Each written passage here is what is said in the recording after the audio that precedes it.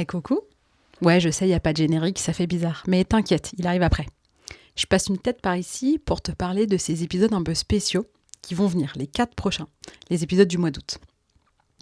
J'ai eu envie pour ce mois d'août de faire une pause au podcast, mais sans faire de pause. Donc, je me suis dit que j'avais envie de rediffuser les épisodes qui avaient été le plus écoutés, depuis le début. Donc depuis 2 ans et demi maintenant. Et il se trouve que les plus écoutés en solo sont parmi les tout premiers. C'est-à-dire l'épisode 1, dans lequel je parle un peu de mon parcours, de comment je suis arrivée là, en fait, à la fois derrière ce micro, mais aussi là en tant que thérapeute et que entrepreneur, parce qu'en devenant thérapeute, je me suis chopé une deuxième casquette que j'avais pas vu venir, qui est la casquette de l'entrepreneur. Donc voilà, je raconte un peu mon parcours. Et c'est des questions qu'on me pose souvent en ce moment. Donc en plus, ces épisodes qui ont été les plus écoutés répondent aux questions qu'on me pose le plus souvent. Donc pour cette semaine, tu vas pouvoir réécouter le premier épisode et te rendre compte du chemin parcouru. Pour peu que tu suives où j'en suis aujourd'hui, tu vas aussi voir le chemin parcouru. Puis tu vas aussi voir le chemin parcouru au niveau matériel. Parce que le son n'est pas le même. Mais comme quoi, on peut aussi se lancer quand on n'est pas prêt, quand on n'est pas bien équipé, mais que juste on a un élan, une motivation et que finalement on déborde qui on est avec ce qu'on a sur le moment. Donc il y aura cet épisode-là et je voulais faire pareil pour les duos, de rediffuser les duos les plus écoutés. Et il se trouve que ce sont ceux avec mon mari. Et comme l'autre jour, il m'a dit qu'il avait envie de revenir dans le podcast, on va vous faire ça.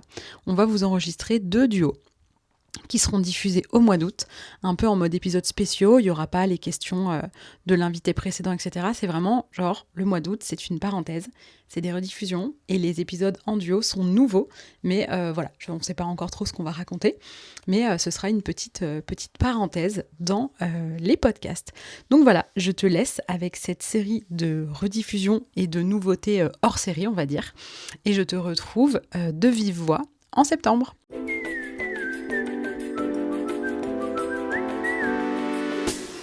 Bienvenue dans ce nouvel épisode de Ça déborde, le podcast Nature Peinture qui t'aide à faire autrement, à devenir ta priorité et à prendre soin de toi sans culpabiliser. Je m'appelle Lucille, je suis psychopraticienne et ici je te parle de mon parcours, mes galères, mes réussites, mes coups de cœur, mes coups de gueule aussi. Et je te donne les clés qui m'ont aidé à avancer et que j'ai à cœur de partager avec toi, pour que tu apprennes à mieux te connaître, à dépasser tes peurs et tes doutes pour enfin laisser déborder pleinement qui tu es. Alors installe-toi confortablement et c'est parti. Bonne écoute. Et coucou, aujourd'hui je prends le micro pour te parler un peu plus de moi, de mon parcours, pour t'expliquer qui je suis, comment j'en suis arrivée là et qu'est-ce que j'ai envie de te transmettre à travers ce podcast. Alors je m'appelle Lucille donc et mon histoire c'est celle d'une petite fille qui du haut de ses 3-4 ans n'arrivait pas à allumer les lumières. Même en étant sur la pointe des pieds, le bras tendu le plus haut possible, je n'arrivais pas à atteindre les interrupteurs des pièces dans lesquelles j'entrais et c'était une frustration de dingue. Donc j'avais décidé à cet âge-là que quand je serais grande, je serais allumeuse de lumière. Dans mon imaginaire de petite fille, il y avait un gros bouton rouge central au cœur de l'Afrique qui allumait toutes les lumières de tous les lampadaires de toutes les villes du monde en une seule fois. Et que quand je serais grande, la personne qui appuierait sur ce bouton, ce serait moi. Alors cette petite fille a bien grandi, encore que je fais 1m59, donc j'ai pas grandi tant que ça. Mais j'ai quand même grandi et je suis devenue une petite fille sage, une écolière, studieuse, appliquée. J'aimais énormément l'école, j'adorais y aller. J'adorais faire mes devoirs. Même l'été, j'aimais bien tout ce qui était les cahiers de vacances, des trucs comme ça. J'adorais faire des exercices, lire les consignes, comprendre l'exercice, travailler, y arriver, répondre aux attentes qui étaient claires, limpides. Je savais ce qu'on attendait de moi et je n'avais plus qu'à y répondre. Et je trouvais ça tellement rassurant et tellement satisfaisant de me sentir réussir et de me sentir valorisée et rassurée. Et j'ai longtemps été cette petite fille sage dans son petit monde. Ça a commencé à se corser quand je suis arrivée au collège parce que j'arrivais d'une école petite. Dans ma classe, on était 14, t'imagines ? Et je débarquais dans un collège de 1500 élèves. Et là, ça a été un enfer pendant 4 ans. Ça a été compliqué au niveau relationnel, émotionnel. Il y a eu tellement de choses. J'ai gardé vraiment, j'ai des plaies, je pense, qui se sont ouvertes à cette époque-là. Et je pense même que certaines ne sont pas tout à fait refermées. Mais ça a été le début d'une période extrêmement dure. Je garde vraiment un très très mauvais souvenir de cette période de collège. Au lycée, ça s'est apaisé. Mais par contre, c'est posé une autre question de qu'est-ce que je vais faire de ma vie. Les questions d'orientation viennent beaucoup. Et moi, je disais que je voulais être maman et que finalement, un boulot ou un autre, je m'en foutais, que c'était bien secondaire. Donc, j'avais pas, comme je voyais certains, une vocation, une envie, un domaine particulier qui m'inspirait ou qui m'intéressait plus qu'un autre. En plus, j'étais assez curieuse, je le suis toujours d'ailleurs, et toutes les matières m'intéressaient. J'ai jamais eu un déclic pour une matière en particulier ou vraiment une aversion pour une autre. Donc, j'ai fait une filière éco, parce que c'était ce qu'il y avait de plus large et qui potentiellement me fermait le moins de portes, étant donné que je ne savais pas où je voulais aller. Je me suis dit que j'allais me fermer le moins de portes. J'ai eu mon bac. À l'issue de mon bac, je ne savais pas plus ce que je voulais faire, donc j'ai fait un IUT de gestion des entreprises et des administrations qui poursuivait logiquement mon cursus, mais toujours sans grande conviction. Et puis, étant toujours perdue, j'ai fait une année de licence pendant laquelle j'ai senti que finalement j'avais envie de travailler avec des enfants et que j'avais envie d'être orthophoniste. Je me souviens plus trop comment ça m'est venu ce truc-là, mais j'ai passé le concours à l'arrache pendant mon année de licence en me disant au moins j'aurais vu ce que c'est et puis je le prépare pour l'année prochaine. Et puis il y avait une année, du coup il fallait que je patiente, et en licence on devait faire un stage, et c'était la première année dans l'histoire de la fac qu'ils ouvraient les cursus fac au stage. Donc, comme on essuyait les plâtres, ils s'en foutaient bien de savoir dans quoi on allait faire nos stages. Et si ça n'avait aucun rapport avec nos études, ça leur était égal. Du coup, je me suis dit, voilà, je vais aller faire un stage chez une orthophoniste. Mais finalement, ce sont des métiers qui sont liés avec le secret professionnel. Et donc, si on n'est pas en cursus orthophoniste, on ne peut pas aller en stage. Donc, puisque l'idée c'était de pouvoir accompagner des enfants, je me suis dit je vais aller travailler dans une école maternelle primaire. Comme ça, je serai confrontée à des enfants toute la journée et je verrai bien si ça me plaît. Et c'est ce que j'ai fait. Et j'ai adoré. Mais j'ai adoré à tel point que j'ai laissé tomber mon idée d'être orthophoniste et que pendant 1 an, je me suis inscrite sur des listes pour être professeure des écoles remplaçantes. Et quand un professeur était absent, je venais le remplacer, donc on m'appelait le matin et hop, je déboulais dans des classes et c'était hyper varié.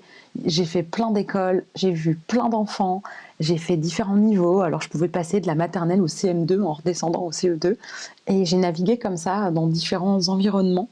Et je me suis dit que j'étais hyper polyvalente en fait, et c'était une période où j'étais assez confiante.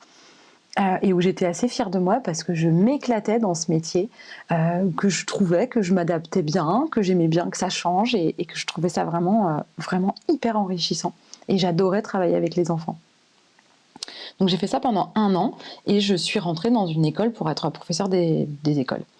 Et puis finalement, au bout d'un trimestre, j'ai senti, à tort ou à raison, j'en sais rien, mais en tout cas c'est comme ça que je l'ai vécu, un tel fossé entre ce que j'avais vécu et perçu en étant concrètement dans des classes et le côté plus théorique de ce qu'on attendait de moi dans cette école. Je me suis dit, je peux pas. Et je suis partie. Je devais avoir alors 22 ans et je me suis du coup tournée vers mon bagage de diplôme en me disant je vais faire de la compta, et j'ai commencé à chercher du travail. Et alors là, les portes du monde du travail s'étaient pas encore ouvertes que déjà elles m'ont claqué à la gueule, mais d'une violence. J'ai passé une série d'entretiens. Au départ, pour des postes, je postulais pour comptable. Alors on me disait non parce que je n'avais pas d'expérience. Et j'ai vite découvert que de ne pas avoir d'expérience, c'était un vrai gros frein. Mais du coup, pour avoir de l'expérience, il faut bien que quelqu'un me laisse travailler. Et ça a été une première incohérence parce que c'était vraiment systématique. Ah ouais, mais vous n'avez pas d'expérience. Non, mais si tout le monde dit comme vous, en fait, j'en aurai jamais. Et j'ai commencé à être déstabilisée un peu plus à chaque entretien. Alors je me suis dit que j'allais prendre peut-être un poste moins haut, sans expérience, pour faire une expérience et monter plutôt à travers les échelons du travail plutôt qu'avec mon diplôme. Alors j'ai cherché des postes de secrétaire comptable, mais ça allait pas non plus. Et puis du coup j'ai cherché un boulot de secrétaire parce que comptable ou autre chose finalement ça m'importait peu, j'avais juste envie de travailler. Et là je me suis pris une claque supplémentaire par dinosaure que je suis, l'ANPE qui est l'ancêtre de Pôle Emploi, qui est l'ancêtre de France Travail. Donc bref, l'ANPE à l'époque, il y avait, c'était pas informatisé comme aujourd'hui. Je vous dis que je suis un dinosaure.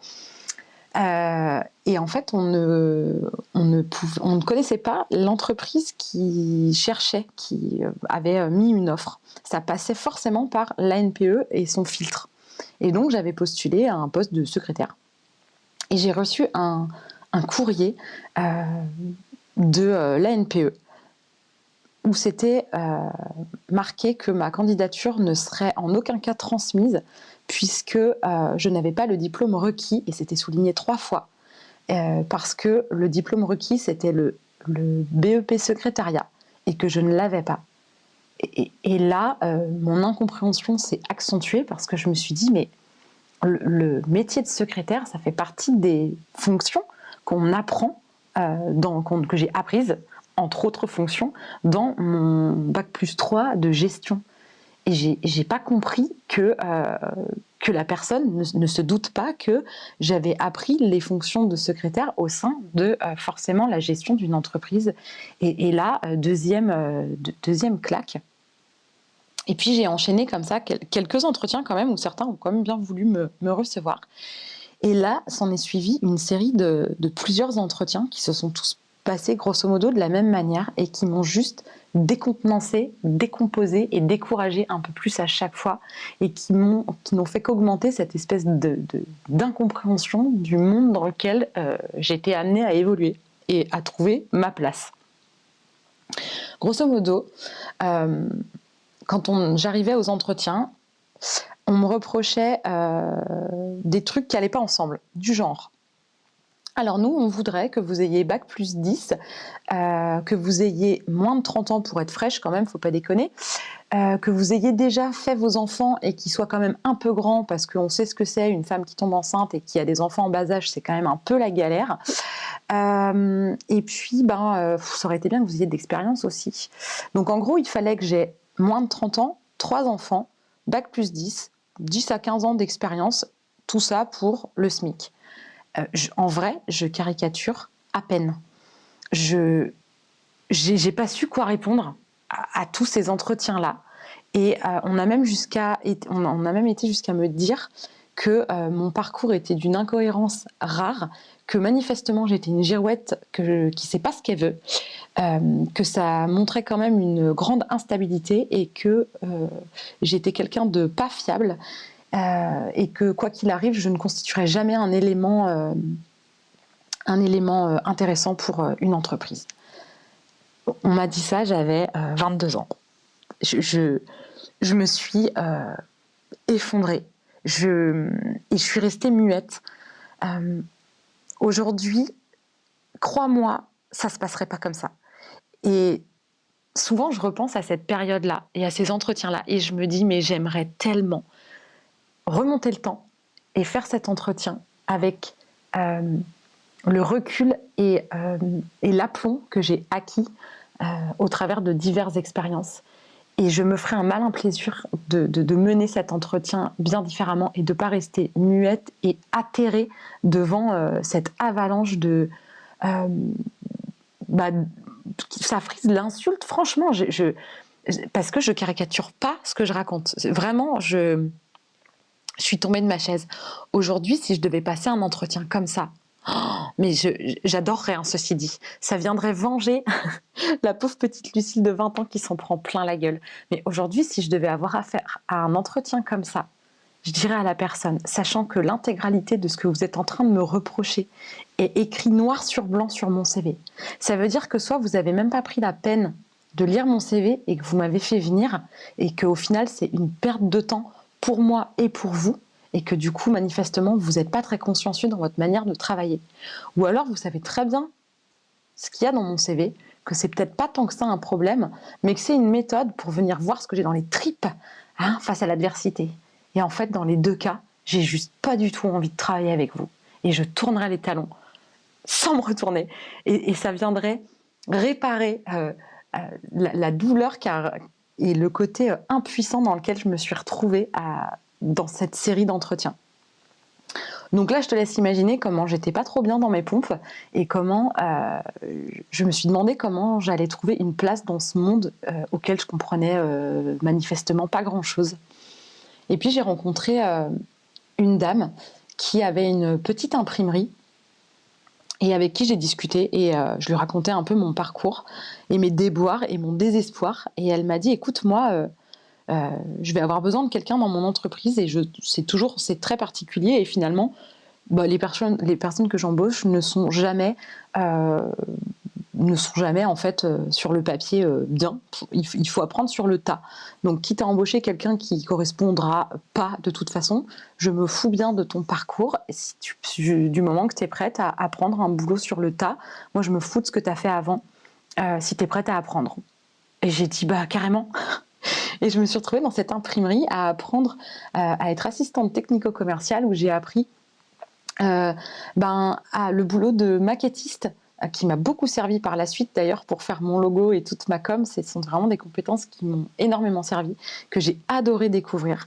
C'était une toute petite entreprise, on était 9 et du coup c'était très polyvalent. Je me suis retrouvée à sticker des bus, des vitrines, à créer des faire-part de naissance, des cartes de visite, à apprendre des logiciels informatiques, un peu de graphisme et de mise en page. Il y avait beaucoup de machines, outils, j'ai plié des plans gigantesques dans une machine incroyable. Je me suis découvert une passion pour le découpage au massicot. J'aurais pu découper des heures avec le massicot, je trouvais ça fabuleux. Je me suis éclatée. Il y avait vraiment plein de choses quand j'y pense. C'était vraiment un boulot qui me plaisait incroyablement et ça a été une super période de ma vie. Et puis je suis tombée enceinte de ma fille et cette idée que je voulais être maman et que c'était ma priorité, finalement n'avait pas disparu, même si j'aimais beaucoup mon travail. Je ne me voyais pas reprendre le travail quelques mois après la naissance de mon bébé et j'avais vraiment envie de pouvoir être auprès d'elle jusqu'à ce qu'elle aille à l'école. Alors j'ai pris un congé parental et pendant ce congé parental, je suis tombée enceinte de mon fils et j'ai réussi à faire ce que j'avais toujours rêvé de faire, c'est-à-dire ne pas travailler jusqu'à ce que mes 2 enfants soient à l'école. Et donc quand mon fils a eu 3 ans, ça faisait 5 ans que je m'occupais d'eux et il était temps pour moi de rechercher du travail. Entre-temps, on était parti des Côtes d'Armor, d'où je suis originaire, pour arriver dans le Finistère Sud, du côté de Quimper, où je suis toujours aujourd'hui. Et donc, je me suis mise, après 5 ans d'arrêt, à rechercher du travail avec quand même la boule au ventre, parce qu'après aussi longtemps, j'étais pas du tout sereine. Et puis, mine de rien, de passer de maman avec mes enfants toute la journée à reprendre un travail à plein temps, j'avoue que j'y allais pas forcément de gaieté de cœur. Pour autant, je me voyais pas non plus rester à la maison à attendre que mes enfants rentrent de l'école. Donc voilà, c'était quand même un choix, mais qui n'était pas si évident. J'ai trouvé un travail très vite, ce qui m'avait surpris d'ailleurs, parce que j'avais peur, vu le trou dans le CV, j'avais peur de galérer. Et vu ma première expérience du monde du travail, j'avais vraiment peur de galérer. Et j'ai trouvé assez vite, très vite même.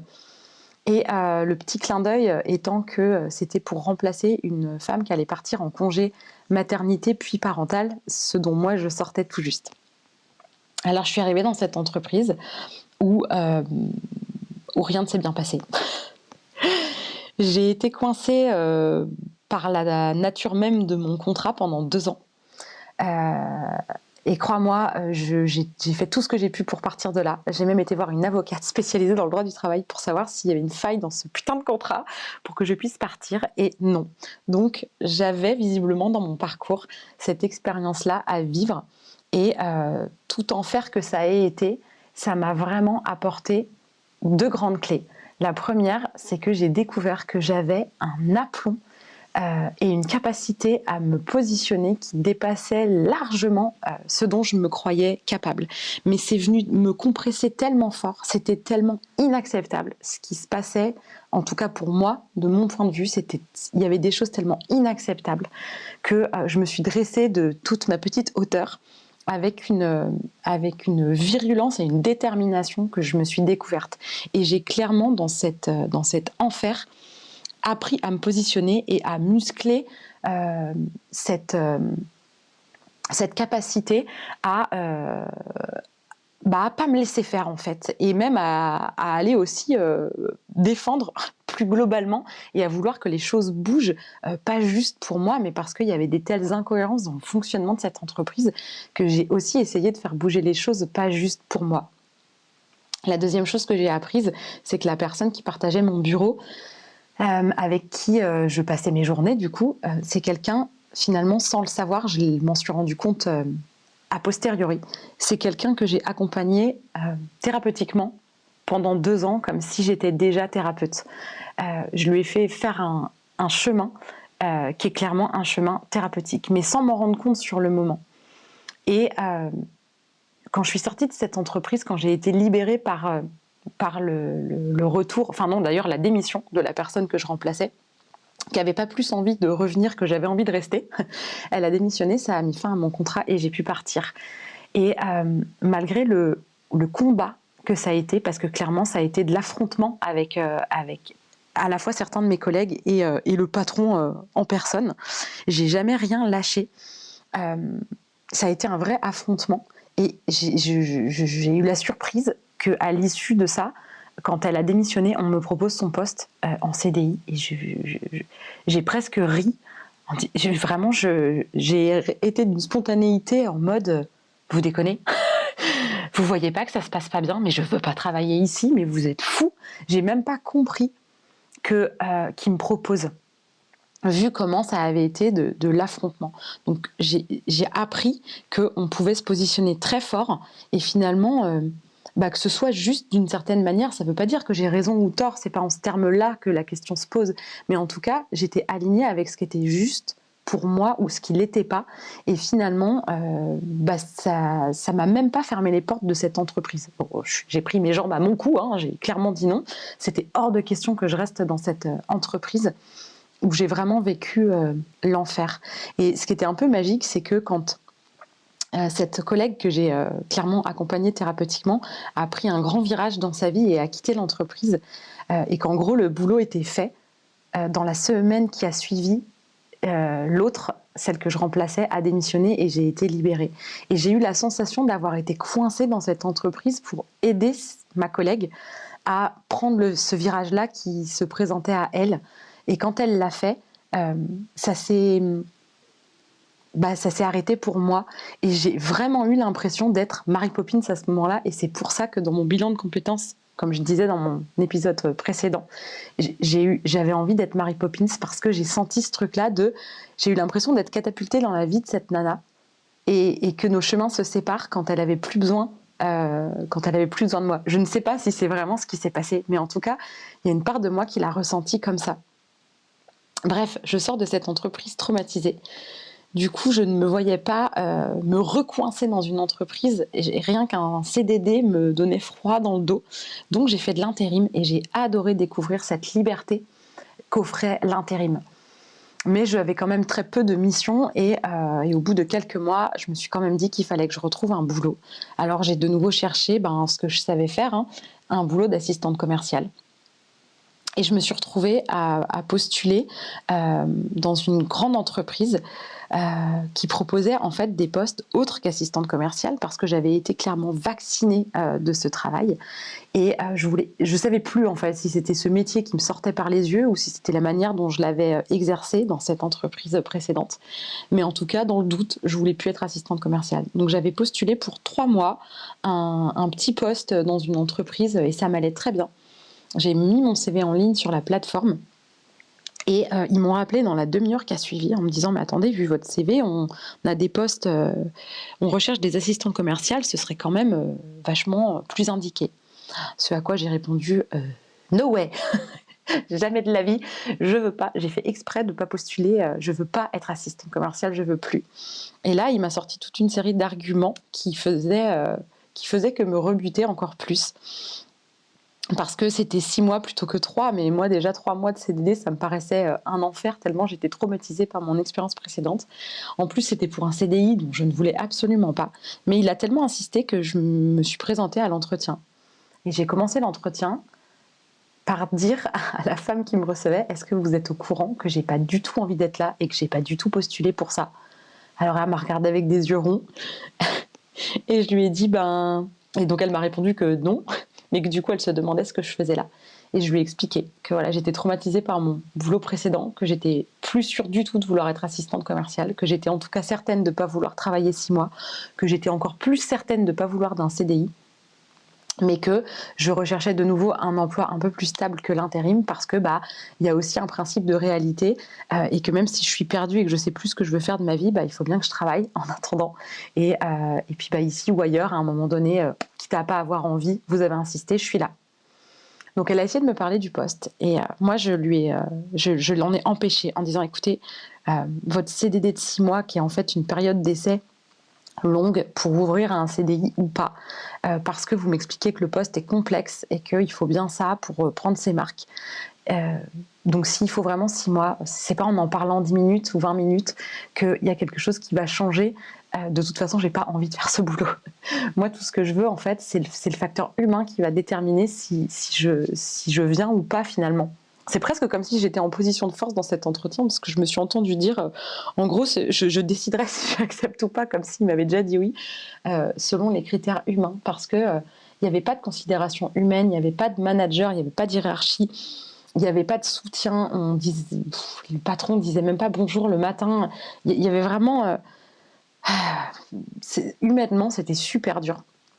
Et donc moi je lui ai dit que le seul critère qui m'importait, c'était le critère humain, que je voulais qu'on ait bien en tête que je suis un être humain, que je suis une maman de 2 enfants relativement en bas âge qui peuvent être malades, que moi aussi je peux être malade d'ailleurs, qu'il peut y avoir des embouteillages, un accident, que ma voiture peut être en panne, qu'il peut se passer 1000 trucs qui peuvent faire que je sois absente ou en retard et que loin de moi l'idée de me réveiller le matin en voulant faire couler cette boîte.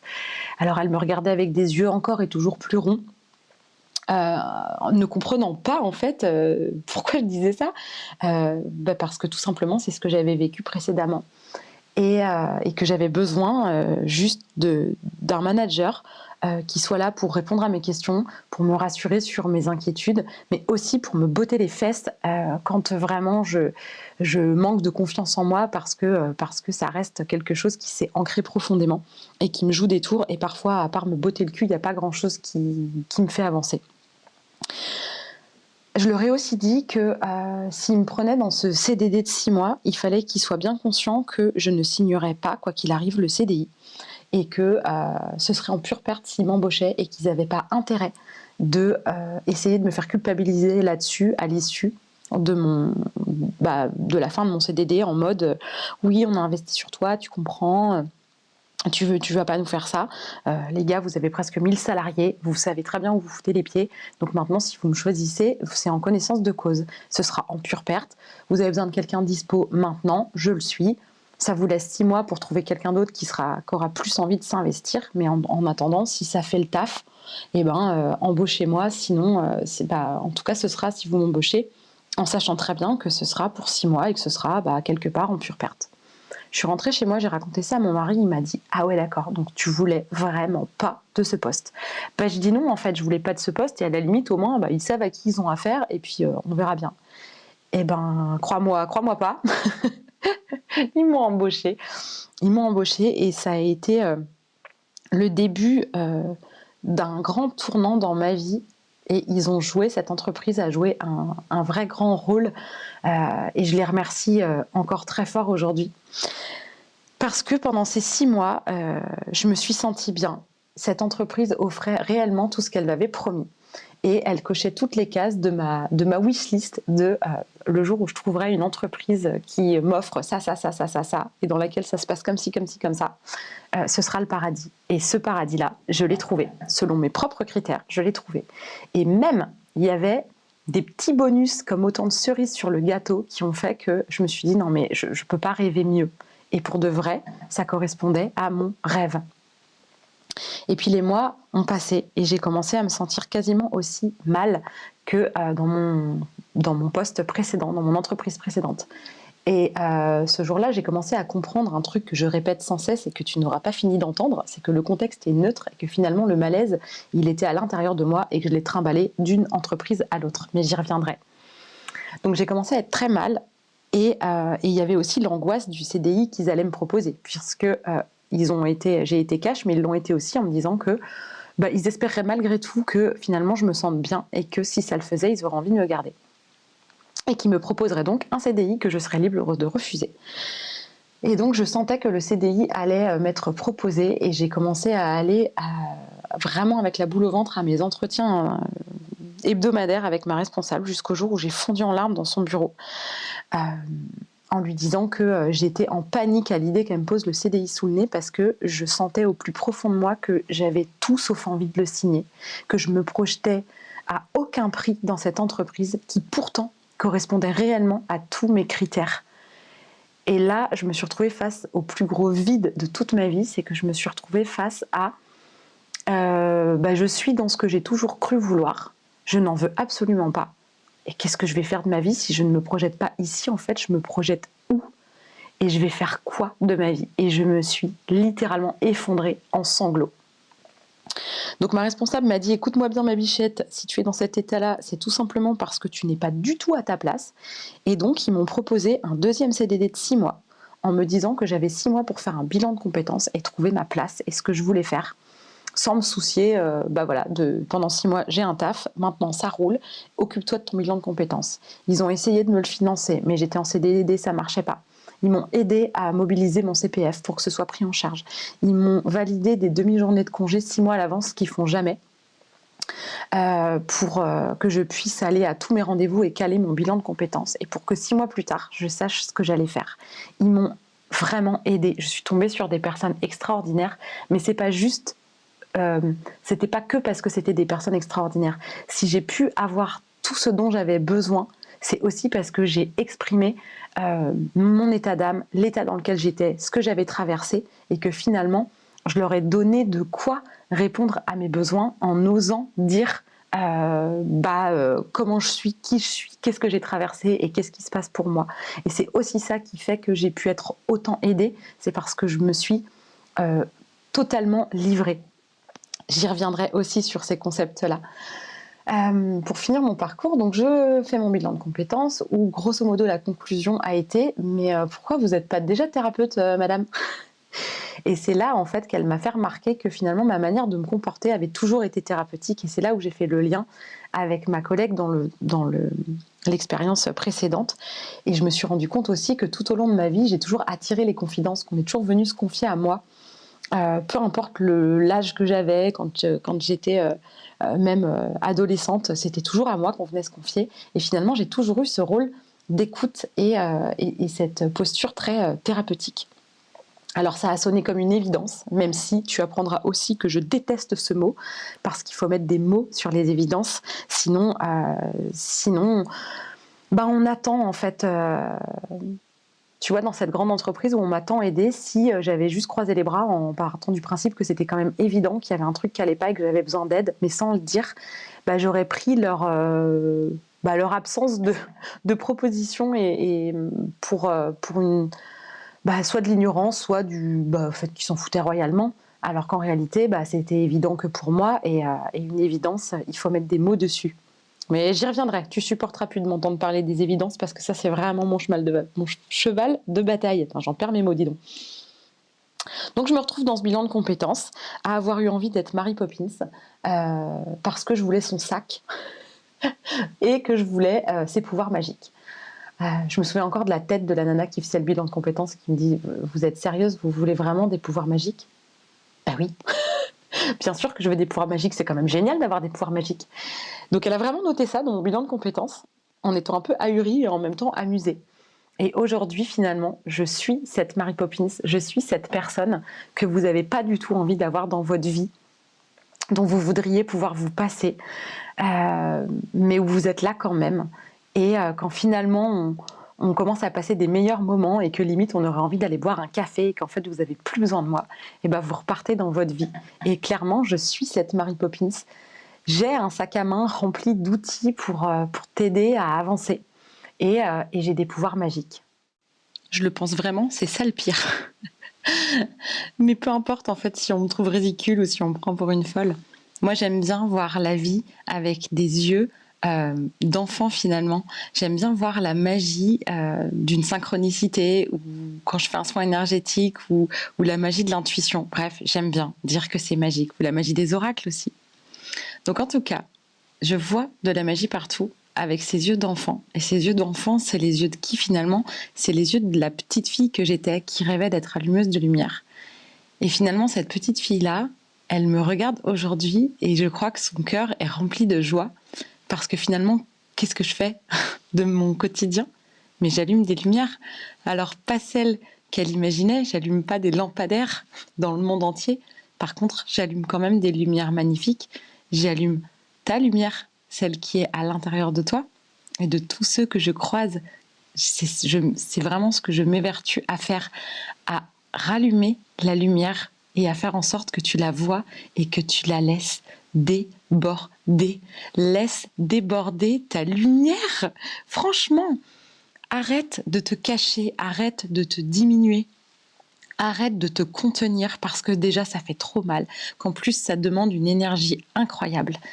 Montre qui tu es, déborde, bordel, déborde. Montre ce qu'il y a à l'intérieur de toi, montre ce que tu as dans les tripes, montre ta vulnérabilité. J'aimerais réussir à te transmettre un peu de cette force qui va t'aider à affronter ta vulnérabilité. Je dis l'affronter parce que souvent vous avez très peur de votre vulnérabilité, parce que vous êtes persuadé que c'est une faiblesse, alors qu'en réalité, moi je vais te montrer à travers les différents épisodes de podcast que ta vulnérabilité en fait c'est une force. Je t'assure, se montrer vulnérable, exprimer ses besoins, on a tout à y gagner, je t'assure. Et c'est vraiment ce que j'ai envie de transmettre à travers ce podcast, de pouvoir distiller un peu de magie dans la vie et de te transmettre cette manière d'être pleinement toi-même avec des moments où la bienséance, tu t'en carres, où tu te fous royalement de ce qu'on va penser de toi et où les attentes, voilà, tu laisses ça au placard et tu vas faire ce que toi t'as envie sans avoir peur des conséquences, juste parce que c'est tellement important pour toi que s'il faut faire avec des conséquences, eh ben tu feras. Voilà ce que j'ai à cœur de te transmettre et j'espère sincèrement t'avoir donné envie de déborder un petit peu plus chaque jour. Dans le prochain épisode, je te raconterai comment, de cette prise de conscience, d'avoir trouvé enfin ma voix et ce qui me fait vraiment vibrer et ce qui va me donner envie de me lever tous les matins, comment je suis arrivée à être concrètement thérapeute parce qu'il y a eu un monde. Et ce sera aussi l'occasion de te parler de ma précieuse méduse et de comment elle est arrivée dans ma vie et de ce qu'elle symbolise. En attendant, je te souhaite une belle journée, je te souhaite de voir de la magie et je te dis à très bientôt. Si cet épisode t'a plu, tu peux laisser un commentaire, noter avec tout plein d'étoiles ou encore t'abonner pour ne pas rater les prochains. Tu peux aussi partager cet épisode, que d'autres personnes osent laisser déborder qui elles sont vraiment. Et pour savoir comment je travaille et ce que je propose, rendez-vous sur ma page Instagram, l'oreille et la plume. Merci beaucoup de ton écoute et de ton soutien. Passe une belle journée et on se retrouve bientôt.